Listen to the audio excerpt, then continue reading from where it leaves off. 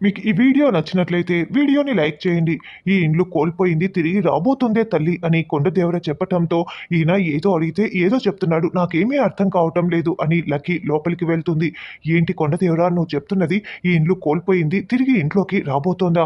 అంటే మేము ఎన్నాళ్ళగానో ఎదురు చూస్తున్న లక్ష్మి ఇంటికి రాబోతోందా? చెప్పు చెప్పు అని అరవింద ప్రశ్నిస్తూ ఉంటే వెలుగులు ఈ ఇంట్లోకి తీసుకురాబోతోంది.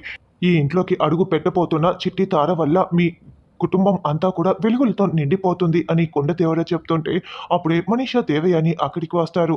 ఏంటి కొండదేవర నా జీవితం ఎలా ఉంటుందో చెప్పు, నేను అనుకున్నది నెరవేరుతుందా అని మనీషా ప్రశ్నిస్తూ ఉంటుంది. నీ జీవితంలో ఊహించనివి జరుగుతాయే కూనా అని మనీషాకి కొండదేవర చెప్తూ ఉంటాడు. ఏంటి ఊహించనివి అంటే ఏంటో నాకు అర్థం కావటం లేదు అని మనీషా అంటుంది. నువ్వు ఎప్పుడు అనుకోనివి జరగనివి ఊహించనివి అన్నీ కూడా జరిగిపోతాయి నీ జీవితంలో అని కొండదేవర అంటే అయితే వాటి వల్ల నాకు ఉపయోగం ఉందా లేదా అది మాత్రం చెప్పు అని మనీషా అంటోంది. ఉపయోగం ఉన్నట్లే ఉంటుంది. కానీ అది ఉపయోగమా? ఉప్పెనా? చెప్పలేము అని కొండదేవర అంటాడు. అదేంటంటే ఇతను ఇలా చెప్తున్నాడు అని మనీషా దేవయానితో చెవిలో గుసగుసలాడుతూ ఉంటుంది. కానీ మార్పయితే వస్తుందని చెప్తున్నాడు కదా!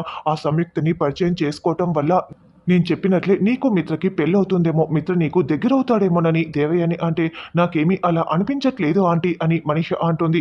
మీ గుసగుసలాడి ఇంకా మీరు ఏదైనా అడగదలుచుకుంటే ముందు కొండదేవరని అడగండని జయదేవ్ అంటాడు. అప్పుడే నా కొడుకు పెళ్ళి అని దేవయాని అడగబోతూ ఉంటే మామ్ అంటూ వివేక్ అడ్డుకుంటూ ఉంటాడు. మామ్ ఈయన దగ్గర కూడా నా పెళ్లి గురించేనా?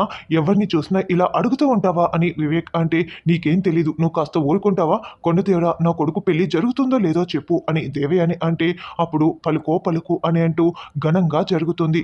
అంగరంగ వైభవంగా పెద్ద పెద్ద వాళ్ళ ముందు దేవతలే దిగి వచ్చినట్లు ఇతడి పెళ్లి జరుగుతుంది అని కొండదేవర చెప్తూ ఉంటాడు. అది విన్న జయదేవ్ వీడికేమో ఈ పెళ్లి ఇష్టం లేదు, ఇతనేమో అంగరంగ వైభవంగా దేవతలే దిగి వచ్చి ఈ పెళ్లి జరిపిస్తాడని చెప్తున్నాడు ఏంటో అని జయదేవ్ అంటూ ఉంటాడు. చింతించకు సామి, అంతా మంచే జరుగుతుంది. పులకరించేలా ఈ పెళ్లి జరుగుతుంది. ముఖ్యంగా తాళి కట్టబోయే వాడి మనసు పులకరించేలా జరుగుతుంది. అంతా మంచే జరుగుతుంది. అందరూ సంతోషంగా ఉంటారు అని కొండదేవర చెప్తుంటే అరవింద, వివేక్, జయదేవ్ మాత్రం చాలా సంతోషపడుతూ ఉంటారు. ఈయన చెప్పేది నాకు కూడా కొంచెం తేడాగా అనిపిస్తోంది మనీషా. ఏం చెప్తున్నాడో సరిగ్గా అర్థం కావటం లేదు. మంచి చెప్తున్నాడో చెడు చెప్తున్నాడో అస్సలు అర్థం కావటం లేదని దేవయాని అంటుంటే ఏం జరుగుతోంది ఇక్కడ అంటూ మిత్ర అక్కడికి వస్తాడు. కొండదేవర ముచ్చట్లు వింటున్నాం మిత్ర, నువ్వు కూడా చెప్పించుకో. చూడు కొండదేవర, మా మిత్రకి ఏం జరుగుతుందో చెప్పు అని మనీష అంటే అన్నిటికంటే పెద్ద మార్పులు మీ జీవితంలోనే జరగబోతున్నాయి. అనుకోని మనుషులు ఎదురవుతున్నారు. అంచనా వేయలేని సంఘటనలు జరగబోతున్నాయి. కాలగర్భంలో కలిసిపోయిన నిజాలు బయటికి వస్తాయి. నీ కళ్ళకు ఉన్న అడ్డుతేరులన్నీ కూడా తొలగిపోనున్నాయి. రాబోయే రోజులన్నీ కూడా నీకు మంచి రోజులే సామి అని కొండదేవర చెప్తాడు. ఇదిగో డబ్బులు తీసుకొని వెళ్ళు అని మిత్ర డబ్బులు ఇస్తూ ఉంటే వద్దు సామి, చిట్టుకోన పిలిస్తే వచ్చాను. ఆ కొండదేవరే నా చేత ఈ పలుకులన్నీ పలికించాయి. వద్దు సామి అని అంటుంటే ఏం పర్వాలేదు తీసుకో అని ఆ డబ్బుల్ని మిత్ర కొండదేవర చేతిలో పెడతాడు. వచ్చావా లక్ష్మమ్మ అని డబ్బుల్ని మొక్కుకొని కొండదేవర వెళ్ళిపోతాడు. మామూలు మనుషులు కొంత మలుపు తిప్పి చెప్తేనే నా బుర్రకి ఏమీ అర్థం కాదు. ఈ కొండదేవర 33 మలుపులు తిప్పి మరీ చెప్పాడు. నాకేమీ అర్థం కాలేదు. రండి లోపలికి వెళ్దాం అని మనీష అంటుంది. మనీషా దేవయాని లోపలికి వెళ్ళగానే మామ్, డాడ్ మీకు ఒక గుడ్ న్యూస్. ఈరోజు సంయుక్త ఒక పార్టీ అరేంజ్ చేసింది. నాకు ఫోన్ చేసి మరీ ఖచ్చితంగా అందరూ రావాలి అని ఇన్వైట్ చేసింది. కాబట్టి మనం అందరం ఆ ఫంక్షన్కి వెళ్తున్నాం అని మిత్ర చెప్తాడు. వావ్, అయితే ఆ ప్రాజెక్టు ఖచ్చితంగా నీకే వస్తుందని నా సిక్స్త్ సెన్స్ సిక్స్లు కొట్టి మరీ చెప్తోంది మిత్ర అని జయదేవ్ అంటాడు. అలాగే డాడ్, వస్తే నాకు కూడా సంతోషమే కదా అని మిత్ర అంటాడు. తర్వాత లక్ష్మి జున్నుని ఒళ్ళో పడుకోబెట్టుకొని జోకొడుతూ ఉంటుంది. అమ్మ, రేపు మనం షాపింగ్కి వెళ్ళాలి. ముందుగా నాకు ఐస్ క్రీమ్ కొనియాలి. ముఖ్యంగా చింటూ కొత్త కారు కొనుక్కున్నాడు. అలాంటిదే నాకు కూడా కారు కొనివ్వాలి. రేపు మనం షాపింగ్కి వెళ్తున్నాం కదమ్మా, నువ్వు నాతో టైం స్పెండ్ చేస్తున్నావు కదమ్మా అని జున్ను అడుగుతూ ఉంటే ఇక మీదట నేను నీతో ఎక్కువ టైం స్పెండ్ చేయలేను జున్ను, నాకు రేపటి నుంచి చాలా పనులున్నాయి అని లక్ష్మి చెప్పటంతో అదేంటమ్మా, ఎందుకు నాతో టైం స్పెండ్ చేయలేవు? అంత పనులు ఏమున్నాయమ్మా? అర్జున్ బాబా కంటే ఎక్కువ పనులా అని జున్ను అంటే అవును, అంతకంటే ఎక్కువ పనులు ఉండబోతున్నాయి. కొన్ని జీవితాల్ని సరిదిద్దాలి, అపార్థాలని తొలగించాలి. అన్ని పరిస్థితుల్ని చక్కపెట్టాలంటే చాలా సమయం నేను నీతో టైం స్పెండ్ చేయకపోవచ్చు. నువ్వు అర్జున్ బాబా దగ్గరే ఉంటావు కదా, చాలా జాగ్రత్తగా ఉంటావు కదా అని లక్ష్మి అంటే అమ్మ, నేను అర్జున్ బాబా దగ్గరే జాగ్రత్తగా ఉంటానమ్మా. కానీ నువ్వు నన్ను ఎక్కడికి వదిలేసి వెళ్ళటం లేదు కదా అని జున్ను అంటే లేదు, నేను నిన్ను వదిలేసి ఎక్కడికి వెళ్ళను. కాకపోతే ఎక్కువ టైం స్పెండ్ చేయలేను అని లక్ష్మి అంటుంది. "పర్వాలేదమ్మా! నువ్వు నాతో టైం ఎక్కువసేపు స్పెండ్ చేయకపోయినా పర్వాలేదు. నువ్వు అనుకున్నది సాధించాలమ్మా" అని జున్ను అంటాడు.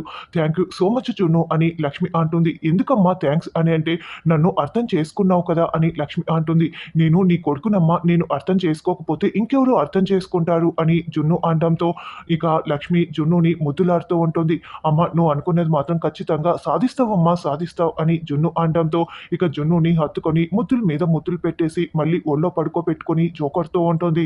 "రేపు సరికొత్త అడుగులు నేను మొదలు పెట్టబోతున్నాను. దేవుడా! నేను వేసే ప్రతి అడుగులో నువ్వు నాకు తోడుగా ఉండి నన్ను గెలుపు వైపు తీసుకువెళ్ళాలి" అని లక్ష్మి దేవుణ్ణి వేడుకుంటూ ఉంటుంది.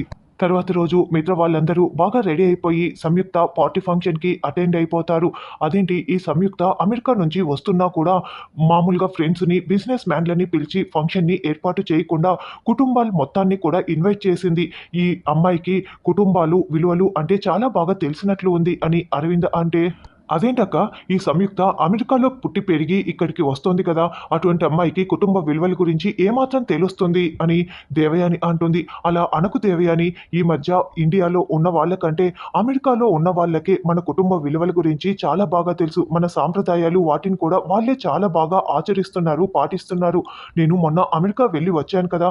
అక్కడ నేను కళ్ళారా చూసి వచ్చాను" అని జయదేవ్ అంటాడు. "చూడండి డాడ్, అసలు ఆ సంయుక్తతో మాట్లాడకుండానే ఆ సంయుక్త భావాలు ఎలా ఉంటాయో తెలుసుకోకుండానే మీరందరూ ఒక అంచనాకి రాకండి. కలిసి మాట్లాడిన తర్వాతే ఆవిడ గురించి మనం మాట్లాడాలి" అని మిత్ర అంటాడు. "ఆ సంయుక్త గురించి మనీషాకి తెలిసినంతగా ఇంకెవరికి తెలుస్తుంది చెప్పండి" అని దేవయాని అంటుంటే, "ఈ ఆంటీ ఏంటి నన్ను ఇలా ఇరికించేస్తుందని" మనీషా మనసులో టెన్షన్ పడుతూ ఉంటుంది. "ఏంటి మనీషాకి ఎలా తెలుసు" అని అరవింద ప్రశ్నిస్తూ ఉంటే, "సంయుక్త, మనీషా ఇద్దరూ కూడా అమెరికాలో ఒకే కాలేజీలో చదువుకున్నారంట. సంయుక్త మనీషాకి మంచి ఫ్రెండ్ కూడా అంట" అని దేవయాని ఇరికించేస్తుంది. "ఏంటి మనీషా, సంయుక్త నీకు మంచి ఫ్రెండా? ఈ విషయం నాకు చెప్పనే లేదే" అని మిత్ర అంటాడు. "ఈ విషయం నాకు కూడా ఇప్పుడే కదా తెలిసిందని" మనీషా మనసులో అనుకుంటూ టెన్షన్ పడుతూ ఉంటుంది.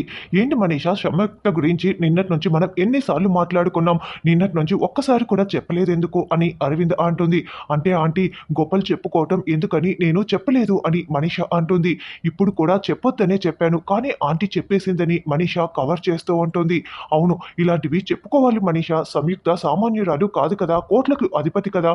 కొన్ని కొన్ని సార్లు మనం చెప్పుకోవాల్సిందే" అని దేవయాని అంటుంది. "పోనీలే, సంయుక్త మనీషాకి మంచి ఫ్రెండ్ కాబట్టి మిత్ర ప్రాజెక్ట్ కోసం పెద్దగా కష్టపడాల్సిన అవసరం కూడా లేదనుకుంటా. మనీషా చెప్తే సంయుక్త ఖచ్చితంగా మిత్రకి ఆ ప్రాజెక్ట్ ఇచ్చేస్తుంది. మనీషా వల్ల మిత్రకి ప్రాజెక్ట్ రాబోతుందన్నమాట. పదండి వెళ్దాం" అని జయదేవ్ అంటాడు. మిత్ర వాళ్ళు టేబుల్ల దగ్గర కూర్చోటానికి వెళ్ళగానే, "ఏంటి ఆంటీ నన్ను ఇలా ఇరికించేశారు.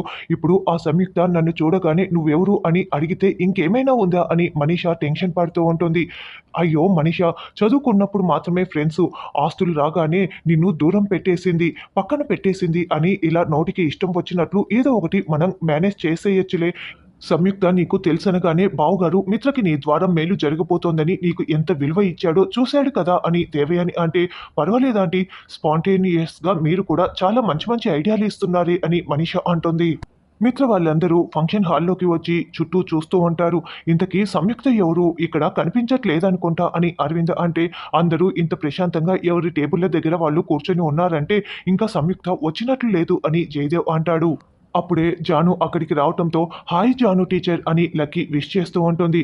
"ఇలాంటి పెద్ద పెద్ద ఫంక్షన్‌లకి ఇలాంటి చిల్లర తక్కువ వాళ్ళని ఎందుకు పిలుస్తూ ఉంటారు? అసలు జాను ఇక్కడికి ఎందుకు వచ్చింది? ఏరా వివేక్, జానుని నువ్వు ఎందుకు ఇన్వైట్ చేశావు" అని దేవయాని అరుస్తూ ఉంటుంది. "ఇలాంటి వాళ్ళని ఎవరు పిలవనో అవసరం లేదు. షో ఆఫ్ ఇవ్వటానికి ఏదో ఒక ఆధారం పట్టుకొని వచ్చేస్తూ ఉంటారు" అని మనీషా అంటే, "మనీషా, ఇలా షో ఆఫ్ ఇవ్వటానికి వచ్చిందని ఇష్టం వచ్చినట్లు జానుని అస్సలు మాట్లాడకు" అని జయదేవ్ అరుస్తూ ఉంటాడు. "ఏరా వివేక్, ఎందుకు పిలిచావు" అని దేవయాని అరుస్తూ ఉంటే, "ఇది భలే ఉంది మామ్. ఎవరో పిలిచిన ఫంక్షన్‌కి నేనెందుకు జానుని ఇన్వైట్ చేస్తాను? నేను పిలవలేదు" అని వివేక్ చెప్తాడు.